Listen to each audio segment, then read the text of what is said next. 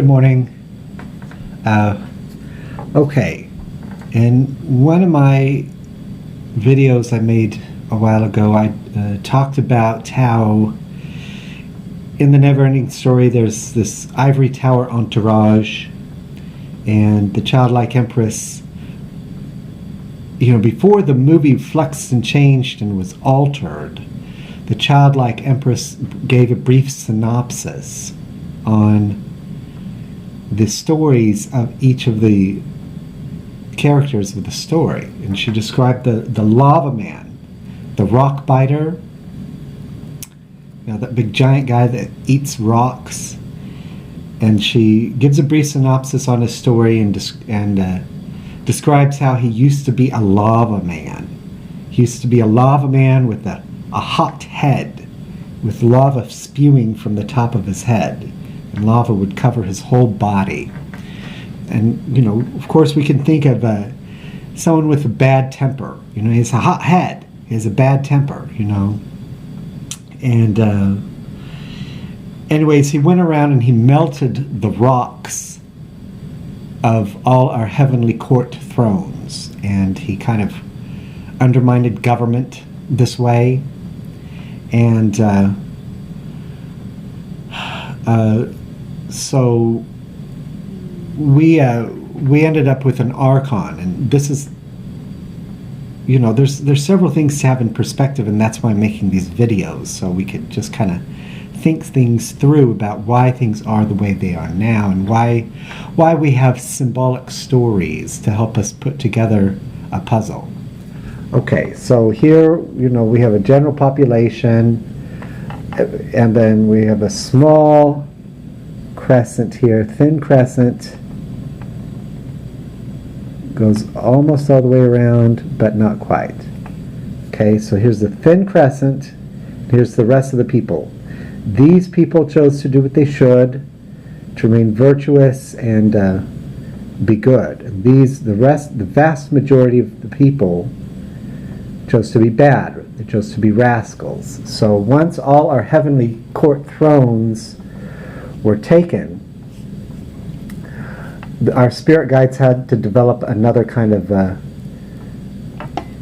way for us to be able to have thrones. And so what I'm going to do is I'm going to draw a circle here, but we're going to give this kind of a cloud puff here, big old cloud puff. Okay, so now in each of these little puffs, I want you to imagine an angel. An angel there, an angel there, an angel there, an angel there, an angel there, an angel just surrounding the perimeter. Okay, and then over here, I'm going to draw a triple clover, a very small triple clover. There's a triple clover. I'm going to draw another triple clover here. Then I'm going to draw another triple clover here. Okay, so imagine all this area filled in with triple clovers. Okay, so I'm going to draw the triple clover over here. So it's bigger, like that. Okay, so in this one, we want to imagine a demon throne. I'm going to draw bat wings here, and here's a throne, and it's a demon throne. Okay, and then here, we're going to draw an angel throne. I'm going to draw bird wings here.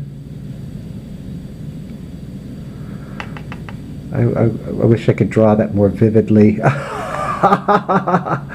Anyways, imagine this an angel throne, and then I'm going to try to draw it like a throne, though. Okay, it's a throne. Throne, throne, throne. And here's a neutral throne. We're going to just draw a neutral throne here. Here's the back. It's a throne, like that. Okay? So here we're going to write demon, angel, and neutral. Okay. But really these, we could also say this has to do with vice and virtue. And this has to do with virtue. And this has to do with the neutral We could call these venues. Venues. Okay, and I'm going to talk about more about why I'm calling this a venue. See, there's actually virtue and vice, and in between the two is a venue, which is neutral. See, vices are bad, virtues are good, and then in between the two is a venue.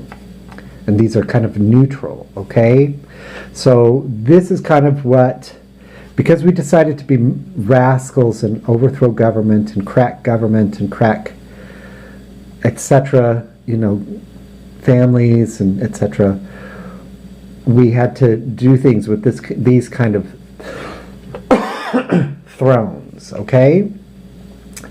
Okay, so here we have all these sets of 3 thrones. Many of them. I could draw many more, and then here on the bottom, let's draw one other. And, you know, here's demon, angel, and neutral right there. Okay. So there's many of them, you know, and I'll describe more about them. But you could think of, you know, all the angelic choirs, you know, the seraphim, the cherubim, thrones, dominions, powers, principalities, virtues, and you know, other, you know, archangels, etc. And then we have lists that describe, you know, hellish orders, you know, the orders of demons and everything. Okay, so anyways, these are the kind of thrones that we have been using since then. Our spirit guides provided them to us, and that's, you know, the reason why we're doing this is because most of us have chosen to be bad. And you know, it's just natural. Once we got rid of the heavenly court thrones, which are all virtuous, we were locked into government needing to be this way. One reason why we have the tradition of Olympic Games is because there are these bad games going on. And so there are bad games going on, and then we have a paralleling Olympic Games, which Olympic games, and these kind of games help improve morality, so this kind of improves. These are the treacherous, scandalous games we play, and then we have Olympic Games because its nature is good and it kind of helps improve morality, so these games won't be as bad.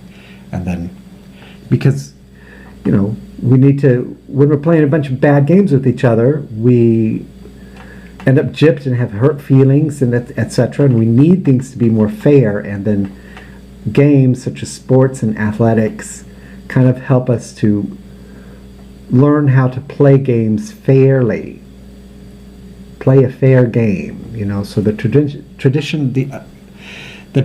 of the Olympics is very beautiful. It's very good.